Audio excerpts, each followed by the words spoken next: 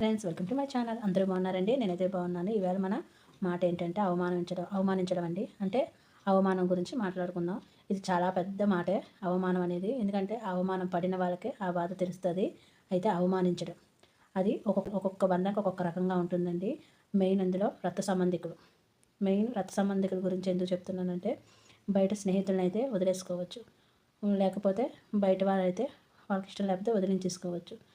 కానీ రక్త సంబంధాలు అలా వదులుకోవడానికి అవ్వదండి. ఎందుకంటే ఇది కుటుంబంతో ముడిపడి ఉంటుంది. రేపొద్దున్న నీ ఇంట్లో శుభకార్యాలు ఏం జరిగినా, అవతల వాళ్ళ ఇంట్లో శుభకార్యాలు ఏం జరిగినా వెళ్ళాలంటే మట్టికి రక్త సంబంధికులు ఒకరినొకరు అవమానించుకోకుండా ఉండడమే మంచిదండి. అవమానం జరిగితే సొంత అన్నదమ్ములైనా, అప్పచెల్లెళ్ళైనా ఎవరైనా సరే దూరం అయిపోతారండి. ఎందుకంటే అవమానం అంత భయంకరమైనది. ఎందుకు చెప్తున్నానంటే, ఒకసారి అవమానం జరిగిందంటే ఏ మనిషి తిరిగి ఆ మనిషిని చూడడానికి కానీ కలవడానికి కానీ ఇష్టపడడు. ఎందుకంటే ఎక్కువ ఇందులో మాటలతో అవమానించే వాళ్ళు ఎక్కువ ఉంటారండి. మనం మాటలే కదా అనేస్తాము, కానీ అవతల వాళ్ళు ఆ మాటలు తీసుకున్నప్పుడు వాళ్ళకి ఎంత బాధ కలుగుతుందో ఆలోచించండి. మెయిన్ ఇది రక్త సంబంధాల్లో ఎక్కువైపోయండి. ఒకరినొకరు అవమానించుకోవడం, నువ్వెంత నీ బతికింత అని అవమానించుకుంటున్నారు. ఇది ఎంతవరకు రైట్? ఇది కుటుంబాల మీద ప్రభావం చూపుతుందండి.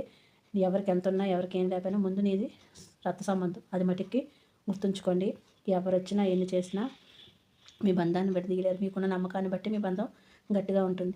నీ వాళ్ళ గురించి నీకు తెలియదా? నీకు తెలుసు కూడా నువ్వు అవమానిస్తున్నావంటే నువ్వు ఆ బంధాన్ని కట్టుబడి ఉండడానికి నీకు ఇష్టం లేదు కాబట్టి అవమానిస్తున్నావని అర్థం చేసుకో. కాబట్టి నేను చెప్పేది ఏంటంటే, నువ్వు ఒక్కసారి నీ రక్త సంబంధాన్ని, అది ఎవరైనా సరేనండి, రక్త సంబంధాన్ని అవమానించినప్పుడు ఆలోచించి, ఈ బంధం మళ్ళీ నాకు తిరిగి కావాలంటే మటుకి దొరకదండి. అవమానాలు పాడైన మనిషి తిరిగి నీతో కలవడానికైతే ఇష్టపడడు. కాబట్టి నీ సొంత వాళ్ళు నీకు కావాలంటే మటుకి నీ సొంత వాళ్ళు నువ్వు ఎప్పుడు మాటలతో అవమానించడం మటుకి మానే. అప్పుడే నీ వాళ్ళు నీతో ఉంటారు.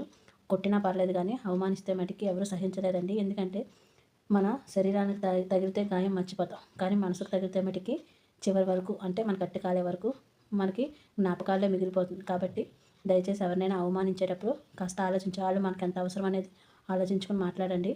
అప్పుడు ఏ బంధమైనా హ్యాపీగా ఉంటారు, అందరూ హ్యాపీగా ఉంటారు. అంతేనండి. ఈ వీడియో నచ్చితే లైక్, షేర్, సబ్స్క్రైబ్.